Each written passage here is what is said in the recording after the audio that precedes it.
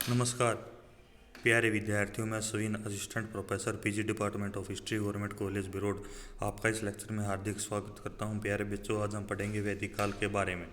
तो अब हम देखेंगे कि इस लेक्चर में हम कवर करेंगे उनकी राजनीतिक स्थिति, सामाजिक स्थिति, आर्थिक स्थिति और धार्मिक स्थिति। किस प्रकार से वैदिक सभ्यता यानी कि वैदिक काल के दौरान यहाँ की राजनीतिक स्थिति, सामाजिक स्थिति, आर्थिक स्थिति और धार्मिक स्थिति क्या थी और इन्होंने कितना प्रभाव समाज के ऊपर डाला।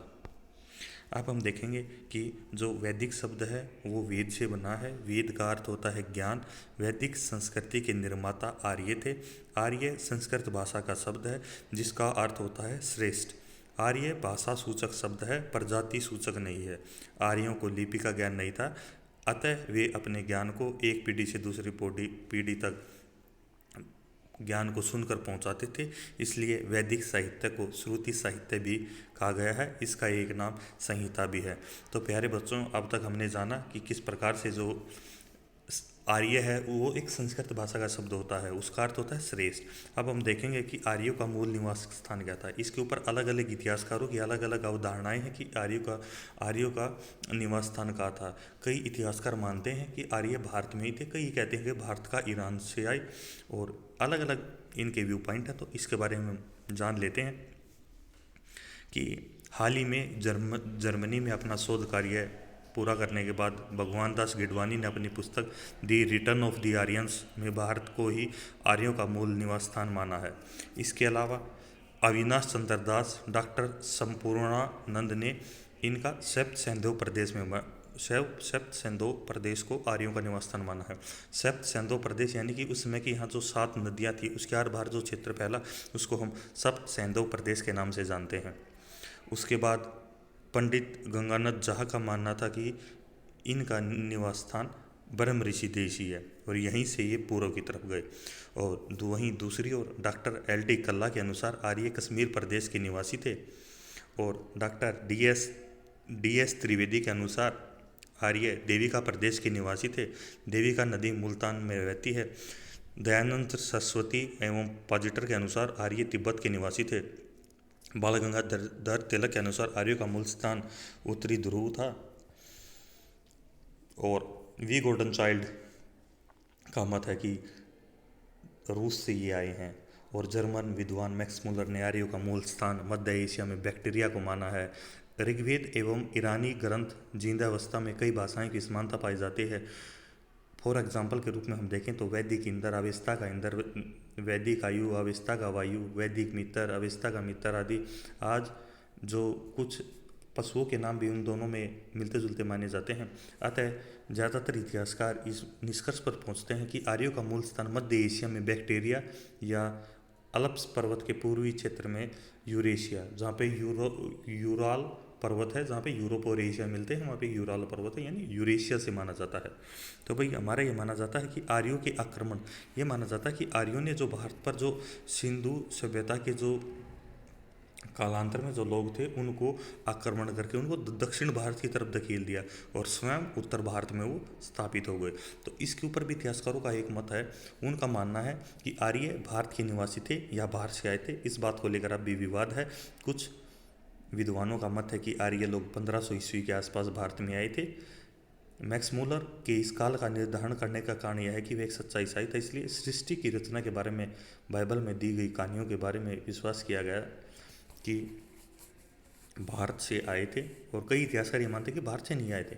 इसके अतिरिक्त एक बात यह भी कि नरकंकाला के जो अवशेष विभिन्न हड़प्पा स्थलों से मिले हैं वे उसी भौगोलिक क्षेत्र के आधुनिक निवासियों के कंकालों से मिलते जुलते हैं।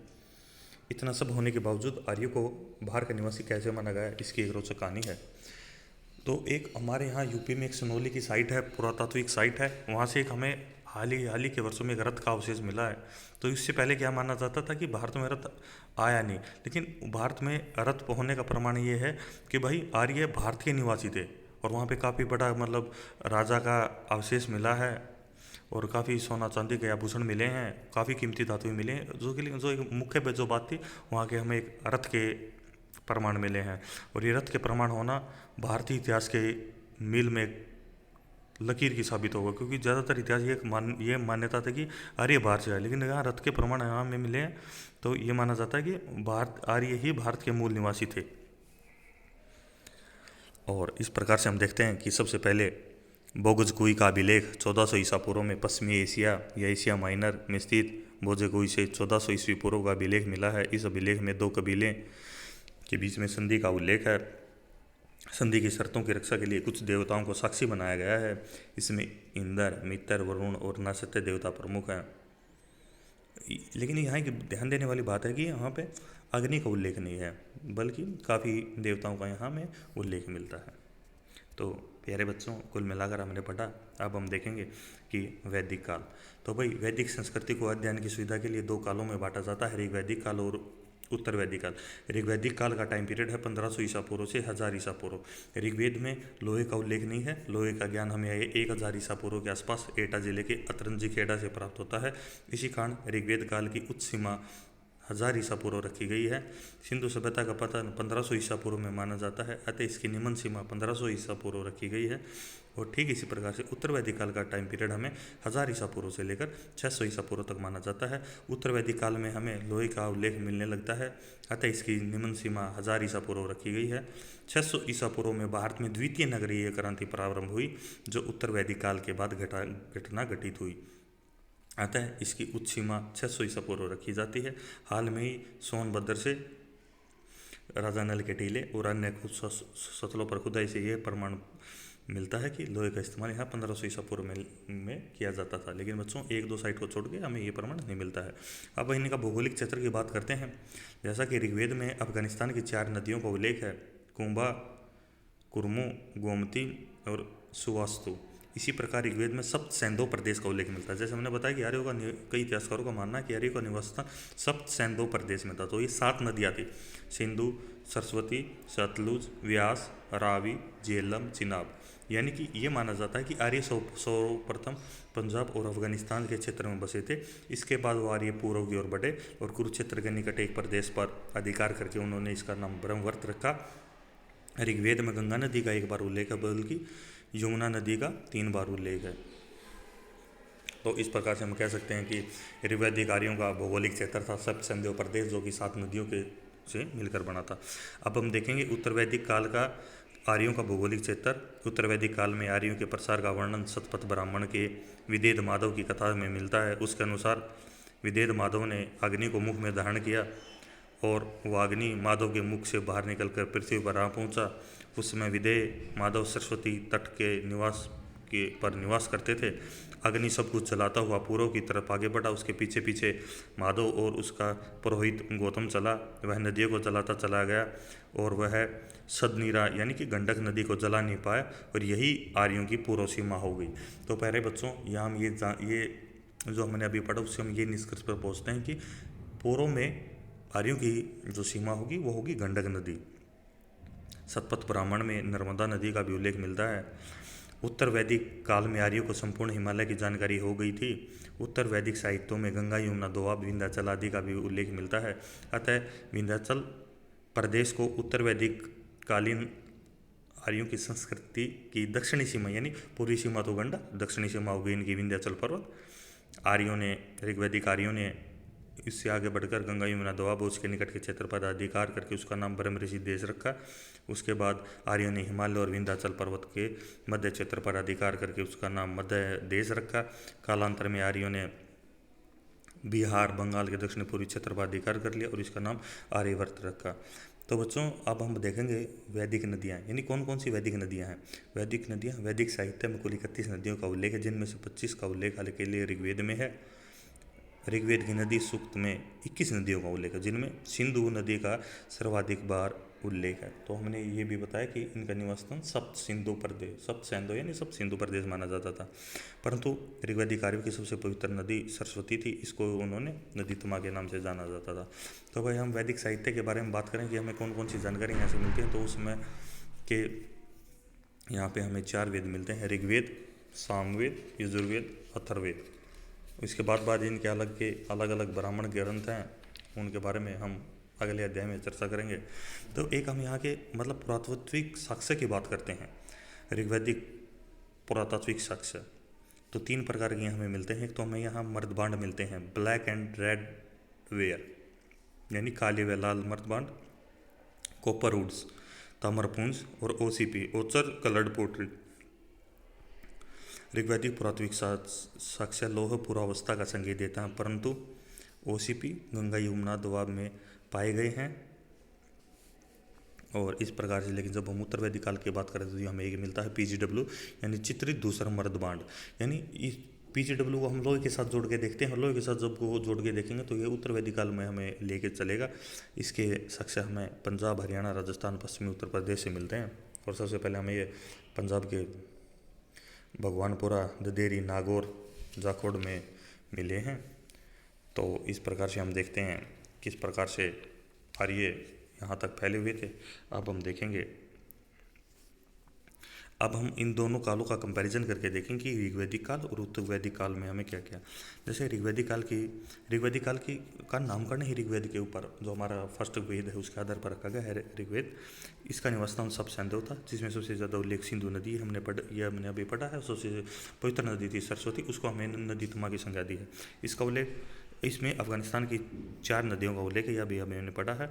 और यहाँ पे तांबा के उसे में जोड़कर देखते हैं। और जो उत्तर वैदिक काल है, जो बाकी के 3 ग्रंथ है, यजुर्वेद, सामवेद, अथर्ववेद, ब्राह्मण ग्रंथ, उपनिषद से हमें यहाँ की जानकारी मिलती है।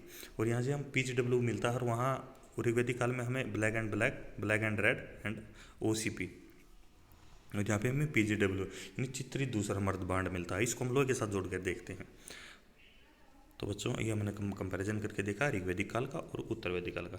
अब हम यहाँ की आर्थिक स्थिति को देखेंगे। हम आपको जल्दी आसानी से समझ पाए, इसलिए हम इनका दोनों का कंपैरिजन करके एक साथ अध्ययन करते हैं कि किस प्रकार से वैदिक और उत्तर वैदिक काल की जो आर्थिक स्थिति थी, किस प्रकार से वहाँ काम होता था, किस कौन सी उनकी वो था। तो ऋग्वैदिक आर्यों का प्रारंभिक जीवन अस्थायी था। उनके जीवन में कृषि की अपेक्षा पशुपालन का ज़्यादा महत्व था। पशुओं में गाय की सर्वाधिक मान्यता थी। गाय की गणना संपत्ति में की जाती थी। ऋग्वेद में 176 बार गाय का उल्लेख मिलता है। आर्यों की अधिकांश लड़ाई गायों को लेकर हुई है। ऋग्वेद में युद्ध का प्राय गविष्टि यानी गांव का अन्वेषण यानी गाय की खोज माना जाता था। गाय को नहीं मारा जाता था, जो भी गाय की हत्या करता था उसको मृत्युदंड दिया जाता था। वहीं दूसरी ओर यदि हम कृषि की बात करें तो ऋग्वेद में पशुचारण की तुलना में कृषि का स्थान गौण था। ऋग्वेद के कुल 1464 श्लोकों में से केवल 24 में ही कृषि का उल्लेख है। कृषि में महत्व के 3 शब्द संहिता के मूल भाग में प्राप्त हैं। और जुते हुए खेत को क्षेत्र कहा जाता था, उपजाऊ भूमि को उर्वरा कहा जाता था, भूमि खेतों में विभाजन किया जाता था, और बाद में ज़मीन की पट्टियाँ खिल होती थी। खिल का प्रयोग परती ऊसर आदि भूमि के लिए किया जाता था। हल से बनी हुई नालियाँ या कुंड को सीता कहा जाता था। हल के लिए लांगल और बैल के लिए वक्र शब्द का उल्लेख हमें यहाँ मिलता है। ऋग्वेद में एक ही अनाज यानी जौ का उल्लेख मिलता है, यानी यहाँ की जो प्रमुख जो फसल है वहाँ में जौ मिलती है। अब हम देख लेते हैं ऋग्वेद में उद्योग धंधे कि कौन से उनके उद्योग धंधे थे। ऋग्वेद में बढ़ई, रथकार, बुनकार, चरमकार, कुमार आदि शिल्पियों का उल्लेख हमें मिलता है। तांबा या कांसे के अर्थ में अयस शब्द का प्रयोग हमें मिलता है। आर्यों को धातु कर्म की जानकारी थी। ऋग्वेद में बढ़ई के लिए तक्षण और धातु कर्म के लिए कर्मार शब्द का प्रयोग हमें यहाँ देखने को मिलता है। सोना के लिए हिरण्य शब्द और सिंधु नदी के लिए हिरण्य शब्द प्रयुक्त होता है, क्योंकि सिंधु नदी से सोना प्राप्त किया जाता था। और यहाँ पर बुनकर का भी उल्लेख लिखता है। बुनकर का मुख्य कार्य होता था कपड़ा बनाना। कपड़े की बुनाई करके से की जाती थी। और यहाँ एक सबसे महत्वपूर्ण बात बच्चों क्या है कि ऋग्वेद में हमें लोहा और चांदी का उल्लेख नहीं मिलता। अब हम देखते हैं यहाँ के जो व्यापार था ऋग्वेद में, ऋग्वैदिक काल में, यानी जो काल टाइम पीरियड है 1500 से 1000 ईसा पूर्व के बीच में, वहाँ का जो व्यापार में हम देखेंगे कि ऋग्वेद में समुद्र का उल्लेख नहीं है। यहाँ पे हमें जो समुद्री व्यापार का हमें कोई जानकारी नहीं मिलती। यानी एक स्थान पर हमें अश्विन कुमार द्वारा 100 पतवारों वाली नाव द्वारा तुंग के पुत्र भरजू को बचाने का उल्लेख मिलता है। व्यापार वस्तुतः यानी ज़्यादातर व्यापार वस्तु विनिमय पर आधारित था। पणी नामक नारीय व्यापारियों का उल्लेख है जो आर्यों की गायों को चुरा लेते थे। एक अन्य प्रकार के दानशील व्यापारी भरभू का उल्लेख हमें मिलता है। लेन देन में गायें प्रमुख माध्यम थी। निषक एक प्रकार से सवर्ण ढेर था जिसका प्रयोग तौल के रूप में भी किया जाता था। मन सवर्ण का ढेर एवं तोल की इकाई थी। कुल मिलाकर ऋग्वैदिक कालीन अर्थव्यवस्था ग्रामीण थी। आर्य शहरों में नहीं रहते थे, संभवतः किसी प्रकार का एक गढ़ बनाकर मिट्टी के घरों में वो रहते थे। तो इस प्रकार से बच्चों हमने पढ़ा कि उत्तर की ऋग्वैदिक काल की आर्थिक स्थिति क्या थी। अब हम साथ में देखेंगे उत्तर वैदिक काल की जो आर्थिक स्थिति क्या थी, ताकि आपको एक कंपैरिजन करके, ताकि आपको आसानी से ये चीज़ें समझ में आए। अब हम देखेंगे कि उत्तर वैदिक काल में आर्यों के जीवन में ऋग्वैदिक काल की अपेक्षा अधिक स्थायित्व आया। इनके पुरातात्विक प्रमाण जैसे PGW, NBPW यानी उत्तरकाली पालिश वाले मर्दबांड आदि प्राप्त होते हैं। PGW और NBPW को हम उत्तर वैदिक काल के साथ जोड़कर देखते हैं। इसी कारण उत्तर वैदिक काल में कृषि का महत्व बढ़ गया था और यहाँ पशुपालन कम हो गया। इसका प्रमुख कारण था लोहे का प्रयोग। उत्तर वैदिक ग्रंथों में लोहे को श्याम यश या कृष्ण अयस कहा गया है और तांबे को केवल अयस कहा गया है। लोहे के प्राचीनतम साक्ष्य हमें 1000 ईसा पूर्व से के आसपास शतरंजी खेड़ा से प्राप्त होते हैं और इसी के प्रयोग से कृषि में जो क्रांति आई थी। उसके बाद हम देखते हैं यहाँ की कृषि। ऋग्वैदिक काल में आर्यों का मुख्य व्यवसाय कृषि था। शतपथ ब्राह्मण से पता चलता है कि हलों में 6, 8, 12 और 24 तक बैल जोते जाते थे। शतपथ ब्राह्मण में जुताई के लिए कृषण और बुआई के लिए वतन और कटाई के लिए लूनन और मंडाई के लिए मरणन आदि शब्दों का उल्लेख हमें मिलता है। अतरंजी खेड़ा से जो चावल गेहूं के प्रमाण मिले हैं, जबकि हस्तिनापुर से चावल जंगली किस्म के गन्ने के अवशेष हमें प्राप्त हुए हैं। हल के लिए शीर, गोबर की खाद के लिए करी शब्द का उल्लेख का प्रयोग हमें यहाँ देखने को मिलता है। इस काल में चावल के लिए ब्री, गेहूं के लिए गोधुम, धान के लिए सली, उड़द के लिए मास, सरसों के लिए सारिस्का का प्रयोग हुआ है। इस काल में कृषि की सिंचाई के साधनों में तालाबों और कुओं के साथ साथ पहली बार अथर्ववेद में नहरों का उल्लेख भी हमें देखने को मिलता है। अथर्ववेद में 2 प्रकार की फसलों का एक उल्लेख है। एक फसल थी, पहली फसल थी खेती करके पैदा की जाने वाली फसल, दूसरी थी बिना खेती किए पैदा की जाने वाली फसल। और नेक्स्ट भाई पशुपालन। उत्तर वैदिक काल में गाय, बैल, भेड़, बकरी, गधे, सुअर आदि पशु प्रमुख रूप से पाले जाते थे। यहाँ इस समय हाथी का पालना भी यहाँ पे शुरू हो गया था। अब हम आगे देखते हैं उद्योग धंधे, किस प्रकार से यहाँ उद्योग धंधे थे, व्यापार था। वादसेनी संहिता तथा तैत्तरीय ब्राह्मण में इस समय के व्यवसायों की सूची दी गई है। उत्तर वैदिक काल का प्रमुख व्यवसाय कुंभकार था। वेद का व्यवसाय करने वाले को विदलकार कहा जाता था। सावनकार, मणिकार और बांस की वस्तुएं बनाने वाले थे। रस्सी बांटने वाला था, धातु को गलाने वाला था, कपड़ा रखने वाले, चमड़े पर कार्य करने वाला आदि नाम हमें यहाँ देखने को मिलते हैं। बृहदारण्यक उपनिषद में श्रेष्ठनी तथा ऐतरेय ब्राह्मण में श्रेष्ठ शब्द का उल्लेख मिलता है। इससे हमें व्यापारियों की श्रेणियों का उल्लेख मिलता है। यहाँ पे जो मापने की वो अलग अलग इकाइयाँ थी, जिसमें निषक, सतनाम, पाद, कृष्ण आदि माप की विभिन्न इकाइयाँ थी। बुनाई का कार्य केवल स्त्रियाँ करती थी। चमड़े, मिट्टी और लकड़ी के शिल्पों में भारी प्रगति हुई। उत्तर वैदिक काल के 4 मर्दबांडों से परिचित थे। ब्लैक एंड रेड, काला पालिश मर्दबांड, PGW एंड NPBW। लेकिन हम उत्तर वैदिक काल को हम PGW और NPBW से पहचानते हैं। तो इसमें अब हम यहाँ का व्यापार देखते हैं, किस प्रकार से यहाँ का व्यापार था। उत्तर वैदिक आर्यों को समुद्र का ज्ञान था। इस काल के साहित्य में पश्चिमी और पूर्वी प्रकार के दोनों प्रकार के समुद्र का उल्लेख मिलता है। वैदिक ग्रंथों में समुद्र और समुद्री यात्रा की भी हम चर्चा करते हैं। इससे किसी न किसी प्रकार के वाणिज्य और व्यापार का संकेत हमें देखने को मिलता है। यह व्यापार अब भी वस्तु विनिमय पर आधारित था। सिक्कों का नियमित प्रचलन अभी स्टार्ट नहीं हुआ था, लेकिन कई जगह यहाँ हमें सतनाम नामक मुद्रा का उल्लेख हमें यहाँ बार बार देखने को मिलता है। कुल मिलाकर उत्तर वैदिक अवस्था में लोगों के भौतिक जीवन में भारी उन्नति हुई। अब वैदिक लोग उत्तर गंगा के मैदानों में स्थायी रूप से आकर बस गए। अभी भी लोग कच्ची ईंटों के घरों में, लकड़ी के खंभों पर टिके घरों में रहते थे। उत्तर वैदिक ग्रंथों में नगर शब्द आया तो, पर उत्तर वैदिक काल के अंतिम दौर में हम नगरों के आरंभ का मंद आभास ही पाते हैं। हस्तिनापुर और कौशाम्बी तो महज गर्भावस्था वाले नगर थे, इसलिए आग नगरीय स्थल यानी प्रोटो अर्बन साइट भी ही कहा जाता है। अब हमने यहाँ पे पढ़ा ऋग्वैदिक कालीन और उत्तर वैदिक काल की आर्थिक स्थिति। अब हम देखेंगे यहाँ की धार्मिक स्थिति। किस प्रकार से ऋग्वैदिक काल में और उत्तरवैदिक काल में यहाँ की धार्मिक स्थिति में परिवर्तन आया, तो उसका हम यहाँ देखते हैं। ऋग्वैदिक आर्यों का प्रारंभिक जीवन कबीलाई जीवन था, अतः उनके देव देवता भी प्रकृति और शक्तियों के प्रतीक थे। यास्क ने अपने ग्रंथ निरुक्त में ऋग्वैदिक देवताओं की मंडली बनाई, जिसकी संख्या 33 है। इन्हें आकाश और अंतरिक्ष और पृथ्वी के देवता के रूप में विभाजित किया गया है। आकाश के देवता, अंतरिक्ष के देवता, पृथ्वी के देवता इंद्र, यह ऋग्वैदिक आर्यों का महत्वपूर्ण तथा प्रतापी देवता था। इसे पुरंदर अर्थात किलों को तोड़ने वाला कहा गया है। यह युद्ध नेता के रूप में भी चित्रित है। इंद्र पर 150 सूक्त हैं। इंद्र को वर्तासुरंता भी कहा गया है। अग्नि का स्थान इंद्र के बाद है। इसके बाद वरुण, सोम, मरुत, अश्विन, सूर्य, मित्र, पूषण है वो वनस्पति और औषधियों का देवता है। इसके रथ को बकरों द्वारा खींचते हुए प्रकाशित किया गया है। विष्णु, उषा आर्यों के प्रातःकाल की देवी थी और स्वीत या सूर्य की चमकने लगता है। इस यहाँ हमें देवताओं के साथ साथ देवियों का भी उल्लेख यहाँ में मिलता है।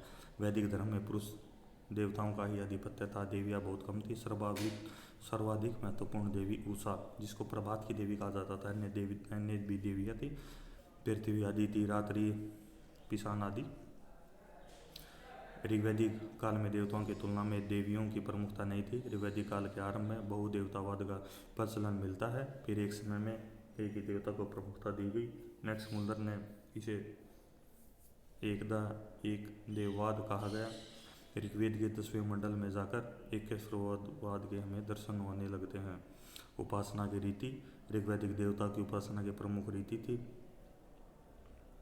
स्तुति पाठ करना, यज्ञ बलि अर्पित करना। बलि या यज्ञ आहुति में सब जो आदि वस्तुएं दी जाती थी, परंतु इन्हें चढ़ाते समय कोई अनुष्ठानिक या यांत्रिक मंत्र नहीं पढ़े जाते थे। पशुओं की बलि चढ़ाने से पहले उन्हें एक स्तंभ पर बांधा जाता, जिसे यूप कहा जाता है। यानी वो यूप यानी बलि देने के लिए बकरी या किसी भी जानवर को एक खूटे से बांध दिया जाता, उस खूटे को यूप कहा जाता। उपासना का उद्देश्य है, यहाँ पर ऋग्वैदिक कार्यों की उपासना का उद्देश्य संतान प्राप्ति, पशु धन की, आरोग्य आदि की कामना से करते थे। ये लोग आध्यात्मिक उत्थान या जन्म मृत्यु से छुटकारा पाने के लिए पूजा पाठ नहीं करते थे। इनका उद्देश्य लौकिक था, परलौकिक नहीं था। लेकिन जैसे हम उत्तरवैदिक काल में जाएंगे, वहाँ उनका उद्देश्य लौकिक इसकी नहीं, परलोक की कामना वो करने लगे। अब हम देखेंगे किस प्रकार से उत्तरवैदिक काल में धार्मिक स्थिति में क्या क्या परिवर्तन आया। और उत्तरवैदिक काल में एक नई परंपरा की यहाँ पर शुरुआत डली। उत्तरवैदिक काल में आश्रम व्यवस्था की शुरुआत हुई। उत्तरवैदिक ग्रंथों में केवल 3 आश्रमों का उल्लेख है, और जैसे ब्रह्मचर्य, गृहस्थ और वानप्रस्थ। और जो संन्यास है वो बुद्ध काल में जाके आगे चल के जुड़ा है। तो छादोंग में केवल 3 आश्रमों का उल्लेख है, ब्रह्मचर्य, गृहस्थ और वानप्रस्थ। और लास्ट में मौर्य बुद्ध के काल में जाकर इसमें संन्यास। ब्रह्मचर्य की आयु है 25 वर्ष। गृहस्थ यानी 25 से 50 तक का जो काल है उसको गृहस्थ आश्रम के नाम से जाना जाता है। फिर वानप्रस्थ यानी 50 से 75 और संन्यास यानी 75 से 100। इस प्रकार से हम देखेंगे उत्तरवैदिक काल की जो धार्मिक जीवन में क्या क्या परिवर्तन आया। इसमें 3 हमें महत्वपूर्ण परिवर्तन हमें देखने को मिलते हैं। पहला तो आ गया देवताओं की महत्ता में परिवर्तन, आराध्या की रीति में परिवर्तन और धार्मिक उद्देश्य, क्योंकि यहाँ लोक की नहीं, यहाँ परलोक की कामना की। देवताओं की महत्ता में परिवर्तन में हम देखेंगे किस प्रकार से उत्तरवैदिक काल में देवता प्रजापति को सर्वोच्च स्थान मिला। लेकिन जब हम ऋग्वैदिक काल में देखेंगे तो यहाँ देवता इंद्र है, अब यहाँ आ गया प्रजापति। और रुद्र और विष्णु अन्य देवता भी इस काल के माने गए। जबकि हम इस काल में मूर्ति पूजा का हमें आभास देखने को मिलता है, लेकिन उसका साक्ष्य हमें गुप्त काल में जाकर प्रत्यक्ष साक्ष्य हमें गुप्त काल में जाकर मिलता है। आराध्या की रीति में परिवर्तन, उत्तरवैदिक काल में आराधना की रीति में महान अंतर आया। स्तुति पाठ पहले की तरह चलते रहे, परंतु यज्ञ कहीं अधिक महत्वपूर्ण हो गया। यज्ञ के सार्वजनिक तथा घरेलू दोनों रूप प्रचलित हुए।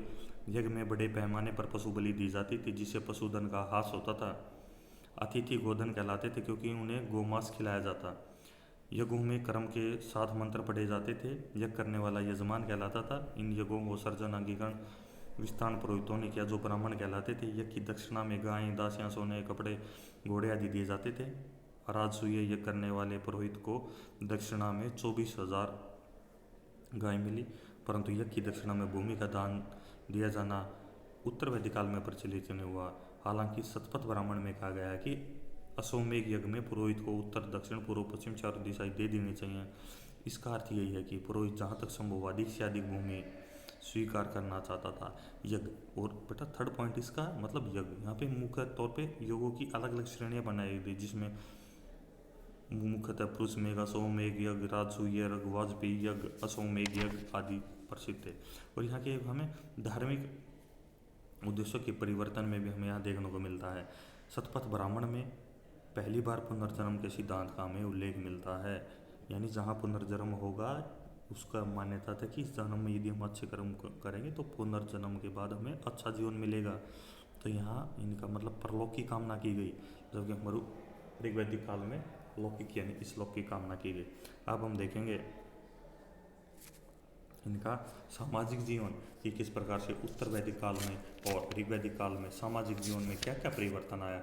जैसा कि अभी हमने उत्तर वैदिक काल में इनके जो ब्रह्मचर्य यानी 3 आश्रमों की बात की है, वहीं ऋग्वैदिक काल में हम देखेंगे कि किस प्रकार से यहाँ पे जो सामाजिक जीवन की वहाँ शुरुआत हुई। यहाँ पे जो परिवार का मुखिया होता था वही परिवार का मुखिया होता था, उससे जन का निर्माण होता था और आगे चलकर उससे विश्व बनता था और फिर राष्ट्र, फिर जन का निर्माण होता था।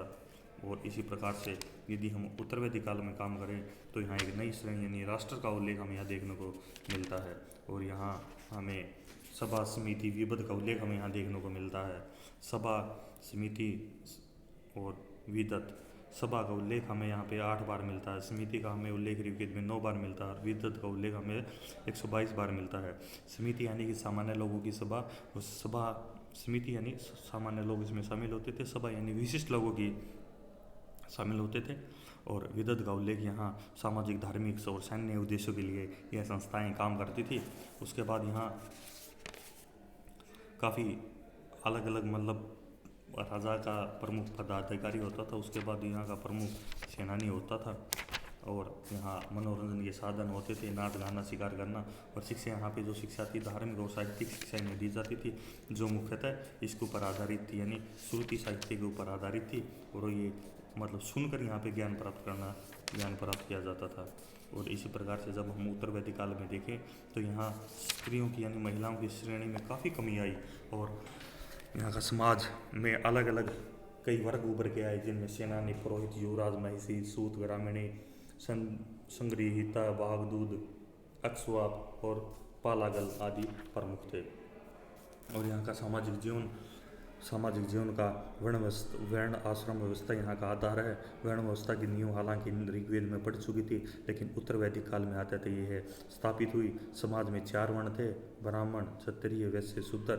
ये मतलब क्रमवाइज थे, यानी जो ब्राह्मण होगा श्रेष्ठ होगा, उसके बाद क्षत्रिय। ब्राह्मण का काम है पूजा पाठ करना, क्षत्रिय का काम है अपना राज्य का निर्माण करना, क्षेत्र का जज निर्माण करना, वैश्य का अर्थ है भाई व्यापार करना और शूद्र का अर्थ है उपयुक्त तीनों की सेवा करना।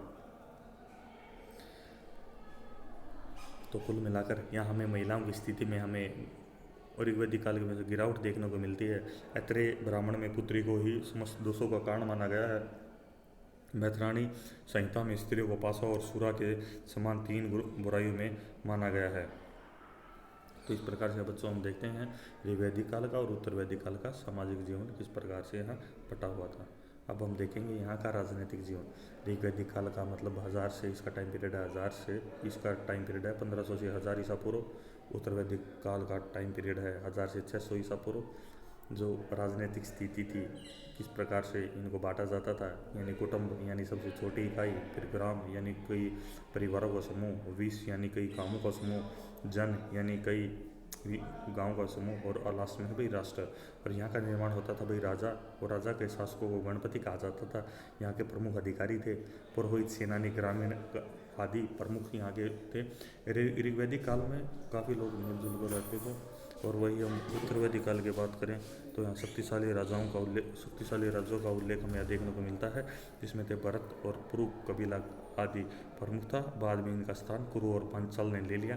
यहाँ का राजा शासन राजतंत्रीय यहाँ हमें देखने को मिलता है। यहाँ प्रमुख शासन अधिकारी मंत्री को रत्नी के नाम से पुकारते हैं। यहाँ सभा और समिति, न्याय तथा दंड व्यवस्था, न्यायाधीश को यहाँ पे स्थापित कहा गया है। तो कुल मिलाकर यहाँ हम देखते हैं कि ऋग्वैदिक काल में जो इनकी राजनीतिक और सामाजिक स्थिति थी वो उत्तर वैदिक काल तक आता थी, थोड़ा तो उसमें काफ़ी बहुत परिवर्तन आया। देख तो यहाँ राजा की स्थिति भी, राजा की जो पोस्ट है, राजा की जो स्थिति बदल गई, क्योंकि वहाँ पे अब राजा, पहले राजा लोगों द्वारा निर्वाचित किया जाता था, अब राजा का पद वंशावुन्नत होगा। पहले उसको अपनी स्वेच्छा से बलि यानी कर दिया जाता था, अब उसके लिए मैंडेटरी यानी उसके लिए आवश्यक हो गया कि राजा की के लिए हमें कर देना है। और यहाँ पे राजा का पद वंशावुन्नत होगा, जो उसका श्रेष्ठ, जो उसका सबसे बड़ा पुत्र होगा वही राजा का उत्तराधिकारी होगा। और यहाँ पे वर्ण व्यवस्था जो पहले कर्म के आधार पर थी, अब वो कर्म के आधार पर नहीं होकर बल्कि जाति का निर्माण है हमें देखने को मिलता है। सबसे पहले बोधायन ने जाति के ऊपर काम किया है यानी लिखा है। और उत्तर वैदिक काल में एक हमें गोत्र व्यवस्था की शुरुआत हमें देखने को मिलती है। लोग कबीले अपने आप को गोत्रों के आधार पर अपने आप को विभाजित करने लगे। तो प्यारे बच्चों, हमने इस लेक्चर में पढ़ा आर्यों का निवास स्थान से संबंधित बातें, सामाजिक जीवन, आर्थिक जीवन, राजनीतिक जीवन और उनका धार्मिक जीवन, और किस किस प्रकार से पूरे वैदिक काल को दो भागों में बांटा जाता है, उत्तर वैदिक काल और ऋग वैदिक काल। तो आशा करते हैं ये लेक्चर आपको पसंद आया होगा। Thank you.